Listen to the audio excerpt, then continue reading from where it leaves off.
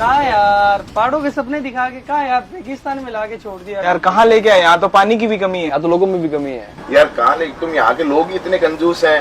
हाँ, पर जितने जनों को दान दे सारे कंजूस हैं, एक भी रुपया नहीं निकलता। हाँ सर, कमी तो है बिल्कुल। हम क्या है कि अगर घी के अंदर मक्खी भी मर जाती है ना तो उस पर लगा घी भी नहीं छोड़ते हैं, इतना कंजूस है हम। कैसे? एक बात बताता हूँ आपको। ये बात है लगभग 500 साल पुरानी, जब एक मंदिर की नींव में लगभग 40,000 किलो घी का उपयोग किया गया। सुनते ही आपको अजीब लग रहा होगा, लेकिन आज मैं आपको ऐसे ही मंदिर के बारे में बताऊंगा जो बयां करेगा कि मारवाड़ी है क्या और उनकी सोच क्या थी। हम बात कर रहे हैं बीकानेर विश्व प्रसिद्ध भांडा साहा जैन मंदिर की, जिसकी नींव में घी भरा गया।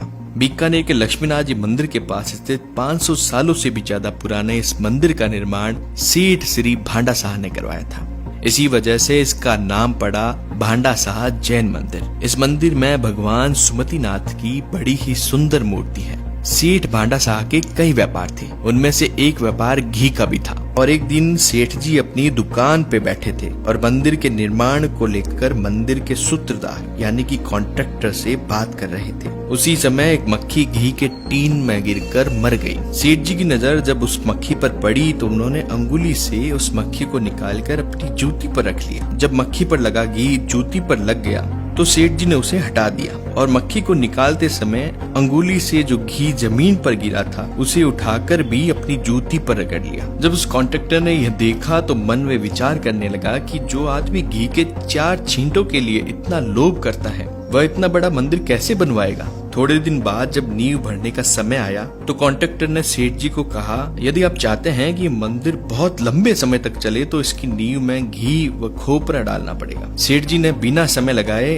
हाँ कर दी। दूसरे दिन जब मजदूर आए उससे पहले ही सेठ जी के कर्मचारियों ने मंदिर की नींव में घी डलवाना शुरू कर दिया। कहते हैं 40,000 किलो घी डाला गया और जब कॉन्ट्रैक्टर वहाँ पहुँचा तो वास्तव में सेठ जी घी डलवा रहे थे। ये देखते ही कॉन्ट्रैक्टर घबरा गया और उसने सेठ जी के पैर पकड़ लिए और मक्खी वाली जो घटना है उसे सेठ जी को बताया। इस पर भांडा साहा जी ने कहा कि धन का सदुपयोग करो। घी के छींटों पर चींटियां आती जो किसी के पैरों तले मारी जाती। जूते पर घी लगने से जूता मजबूत होगा और चींटियों के प्राण भी बचेंगे। अहिंसा की ऐसी सावधानी पूर्वक बात सुनने पर जितने भी कारीगर थे उन सभी को अपनी गलती का एहसास हुआ। उन्होंने सेठ से क्षमा मांगी, लेकिन सभी से क्षमा मांगने और घी न डलवाने की विनती सुनने के बाद भी जो घी वहाँ आ चुका था उसे उन्होंने नींव में डलवा दिया। भांडा साहा जी ने स्पष्ट कहा कि घी अब मंदिर के निमित्त हो गया है, अतः उसका यही उपयोग होगा।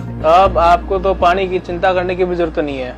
हमने यहाँ पे जानवरों और जीवों के लिए भी हर 100 मीटर पे जंगलों में पानी की व्यवस्था कर रखी है, जिसमें आप तो हमारे मेहमान हो और मेहमानों का सत्कार हम पानी से नहीं 56 भोग से करते हैं। बाहर के लोग अक्सर कहते हैं कि मारवाड़ी कंजूस होते हैं। मुझे ये बात कभी समझ में नहीं आई कि मारवाड़ी कंजूस कैसे होते हैं। मारवाड़ियों का जितना दिल होता है उतना दिल तो किसी का हो ही नहीं सकता। आप भारत के किसी भी कोने में चले जाइए और किसी भी मंदिर में चले जाइए, लगभग सभी मंदिरों का निर्माण मारवाड़ियों ने करवाया है। कुछ लोग सोच रहे होंगे कि मारवाड़ियों ने भगवान के डर से मंदिर बनवाए हैं, लेकिन आप किसी भी गांव में जाएंगे तो वहां आपको धर्मशालाएं मिलेंगी। आज के जमाने में किसी भी शहर और गांव में जाने के लिए आपको बहुत से साधन मिल जाएंगे, लेकिन उस समय कोई भी साधन नहीं था। अगर कोई आदमी शहर गया हुआ है, उसको रात को अपने गांव आना था और शाम को उसकी लास्ट बस भी निकल जाती, तो उसके पास रहने के लिए और खाने के लिए एक ही ऑप्शन बचता था, वो था धर्मशाला, जिसका किराया मात्र 2 रुपए या 5 रुपए हुआ करता था। और अक्सर लोग कहते हैं कि राजस्थान के अंदर पानी नहीं है। मैं उनको बताना चाहूंगा कि राजस्थान में जब भी आप आए तो मुझे नहीं लगता कि कहीं पे भी आपको पानी खरीदने की जरूरत पड़ेगी। बाहर इतनी नदियां और पानी होते हुए भी आपको पानी बिस्लरी से पीना पड़ता है या खरीदना पड़ता है।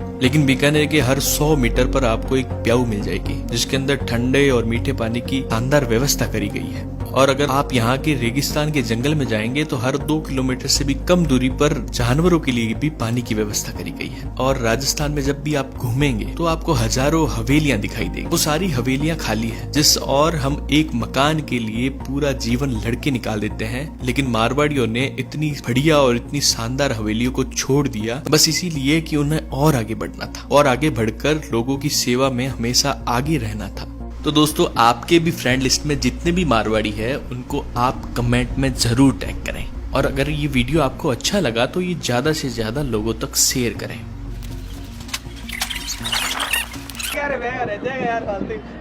बैग अंदर है ना, एक और किसका है वो? बैग अपने साथ रोल लेके अरे रोल तो छोड़ तू